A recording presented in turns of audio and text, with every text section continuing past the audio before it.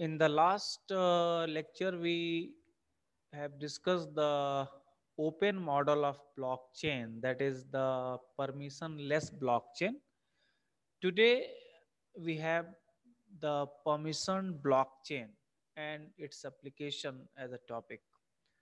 So, in permissionless or in open model, the large number of participants can participate and no identity is required. But in permission blockchain, it is a kind of private blockchain. A limited number of participants will be participated in that, and it will be a very closed environment. So it can be used in so many applications. It have a large number of applications where this type of blockchain can be used, like in government sector, for identity management, for electronic health record.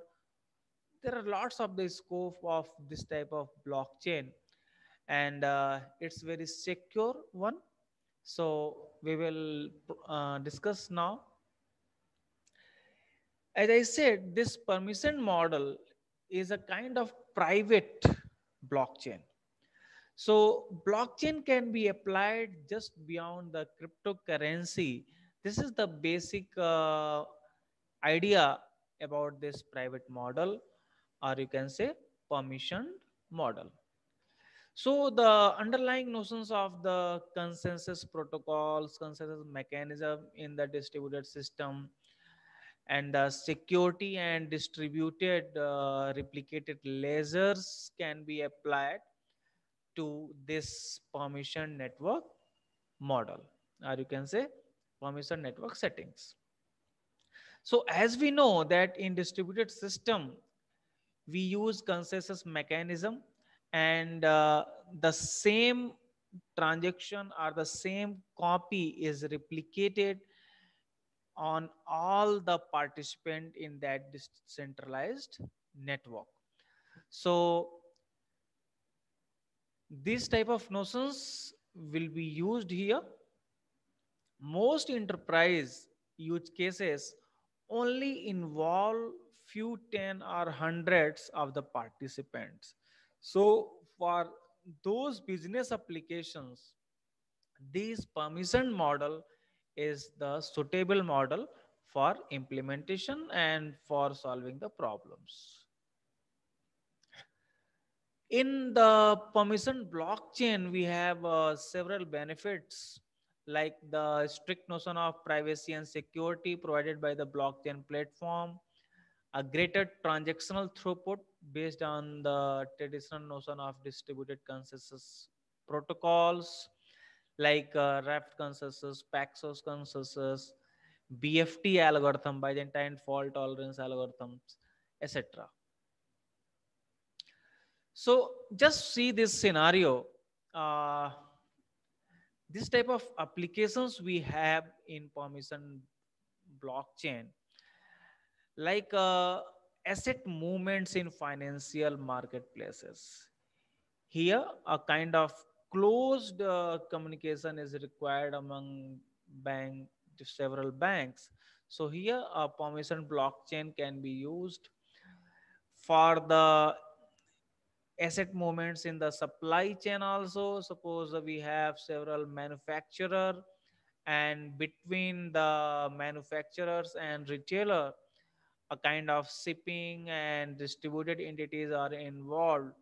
So for that movements also, a kind of tracking is also possible by this permission blockchain. Next, we have applications of this blockchain, like tracking the origin and the movement of high value items across the supply chain. And it can be anything, it can be a luxury goods, it may be a pharmaceuticals or cosmetic or electronics. Like nowadays, in the corona pandemic, we have the movement of oxygen containers. So for that also we can use So this type of sensitive applications can be solved by this permission blockchain. So when the high value item is created, a corresponding digital token is issued by a trusted entity and which acts to authenticate its point of origin. Every time this physical item will move, then parallelly this digital token is moved.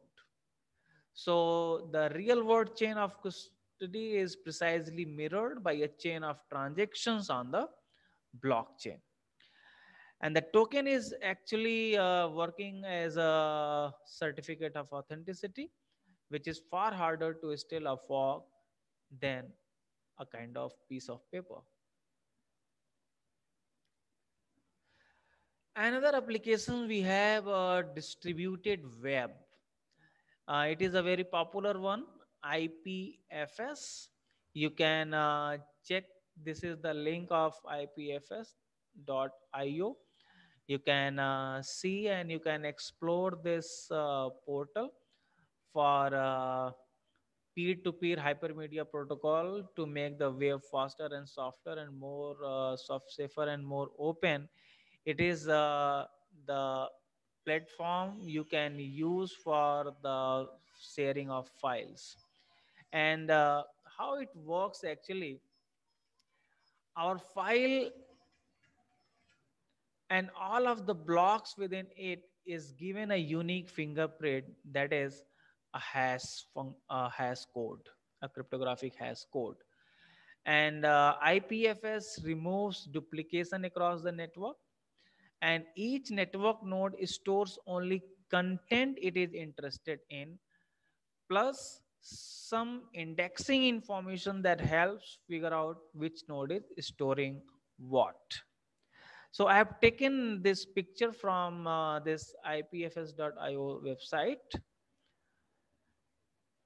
Now, when we look for a file to view or to download, basically we are asking to the network to find the nodes that are storing the content behind that file has code.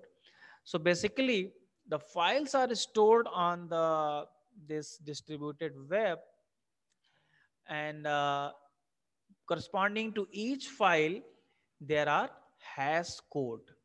But for our readability purpose, it also provide the human readable names, and for that IPNS is used. It is a decentralized naming system on this IPFS. So we don't need to remember this hash code for a particular file. We can use this IPNS and it will create a human readable names, just like DNS. Now, Hyperledger Fabric. We will discuss at last in more detail about this Hyperledger Fabric. Here I am just introducing this Hyperledger Fabric, a permissioned blockchain framework that provides an enterprise grade foundation for transactional applications. It is developed by IBM, and it is now more popular. Ethereum and Hyperledger Fabric is the popular framework we have for blockchain. So a shared ledger we have here that supports smart contract. So basically, a smart contract supported by this and ensures security and integrity of recorded transactions. As I said, the Ethereum is also popular one, but unlike Bitcoin and Ethereum, the Hyperledger Fabric supports privacy and confidential transactions. And this Hyperledger Fabric has no notion of mining like in Bitcoin or in Ethereum. We have a kind of mining thing. So here we use the distributed consensus under a closed environment, and this is the advantage here because in Bitcoin lots of the power computational power is wasted, and because of that lots of the criticism of Bitcoin or open this proof of work mechanism have lots of the criticism for that. So this hyperledger fabric have advantage on this part, and basically the fabric supports the notion of channels. Here a subnet of peers within the network that wants to share their information confidentially, they can involve, and they can, and it provides restricted visibility, which is the basic advantage for the business applications. So enough for today. In the next lecture I will talk about the blockchain 2.0. Thank you.